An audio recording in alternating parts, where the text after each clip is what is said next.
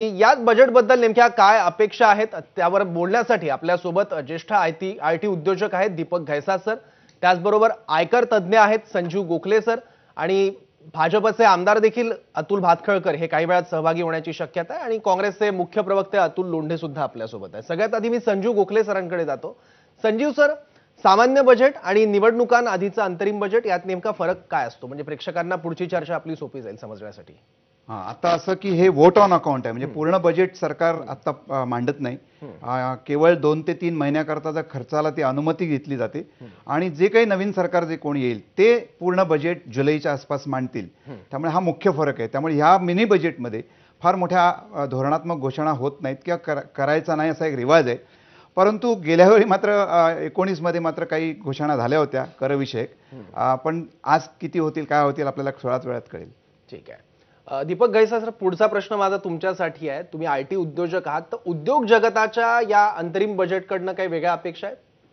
अर्थात आहेत, कारण किती जरी नाही म्हटलं तरी हे निवडणुकीपूर्वीचं बजेट आहे। त्यामुळे इंडस्ट्री करता किंवा एम्प्लॉयमेंट जनरेशन करता काहीतरी करण्याचं एक सुचवातं की पुढच्या 5 वर्षात आम्ही काय करू शकू याचं सुचवातं थोडंसं आत्ता व्हायची शक्यता आहे। आणि त्याच्याकरता एक तर ईज ऑफ डुईंग बिझनेस प्रोसिजर्समध्ये अजून बऱ्याच सुधारणा करणं जरुरी आहे, इन्कम टॅक्स म्हणा किंवा इतर परमिशन्स ज्या लागतात त्याच्याकरता। आणि त्याशिवाय एक एम्प्लॉयमेंट जनरेशन करता किंवा एक सोशल इन्फ्रास्ट्रक्चर इकोसिस्टम तयार करण्यासाठी काय काय करता येईल पुढच्या 5 वर्षात याचा मला वाटतं त्याची एक चर्चा थोडीशी या बजेटमध्ये व्हायची शक्यता आहे की ज्याचा फायदा त्यांना निवडणुकीसाठी सुद्धा होईल आणि एक इंडस्ट्रीला एक दिलासा मिळेल की बाबा हे लोक आले परत तर काय काय करू शकतील। पण यापूर्वीच्या अशा कोणत्या घोषणा आहेत की ज्यांचा फायदा या गेल्या 3 ते 4 वर्षात 5 वर्षात झालाय? नाही, भरपूर झालं। म्हणजे मेक इन इंडिया जो प्रोजेक्ट आहे पूर्ण किंवा डिजिटल इन्फ्रास्ट्रक्चर आहे किंवा प्रोसिजर्समध्ये सुद्धा जो आता आपण इन्कम टॅक्स म्हणा किंवा इतर जीएसटी मध्ये जे एक डिजिटायझेशन झालंय किंवा कॉम्प्युटरायझेशन झालंय त्याचा फायदा इंडस्ट्री नक्की होतोय। परंतु अजून समाधानी आहेत का तर नाही आहेत, अजून बरंच आपल्याला गाठायचं आहे। कारण एक मानसिकता जी आहे तिकडची ती बदलणं जरुरी आहे आणि ती नुसत्या कायद्याने बदलणार नाही, तर ती लोकांनी सोशल रिइंजिनिअरिंग करायला लागेल त्याकरता।